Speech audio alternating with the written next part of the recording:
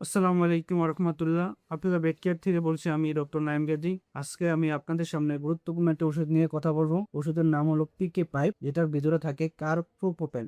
এখন আসলে কার্বোপোপেন কি করে? এটা হলো জ্বর, প্রদাহ অথবা ব্যথা এগুলো কমায়। মুরগির ক্ষেত্রে আমরা অনেক সময় যে না বুঝে জ্বর আসলে অথবা মুরগির শরীর ব্যথা অনুভব করলে আমরা প্যারাসিটামল দিয়ে দিই, কিন্তু প্যারাসিটামল আসলে মানুষের ওষুধ, নাপা খেয়ে ফেলে। এগুলো আসলে মানুষের ওষুধ, এটা মুরগিতে ইউজ করা যায় না। এটা মুরগিতে ইউজ করলে মুরগির লিভার টক্সিসিটি হতে পারে। তো তখন আমরা এই পিকে পাইপ ইউজ করতে পারি। এই পিকে পাইপ আপনার শুধু যে মুরগিতে ইউজ হয় এমন না, এটা গরু ছাগলে ইউজ হয়। তো এটা কখন কখন ইউজ করতে হয়? এক নম্বরে, যখন আমরা দেখব মুরগির জ্বর জ্বর অনুভব হয়, মুরগির শরীরের টেম্পারেচার বেড়ে গেছে, তখন। তারপর হলো ভ্যাকসিনেশনের পরে মুরগির শরীর ব্যথা অনুভব হইতে পারে অথবা মুরগি স্ট্রেসে যাইতে পারে, তখন আমরা এপিকে ফাইভ ইউজ করতে পারি।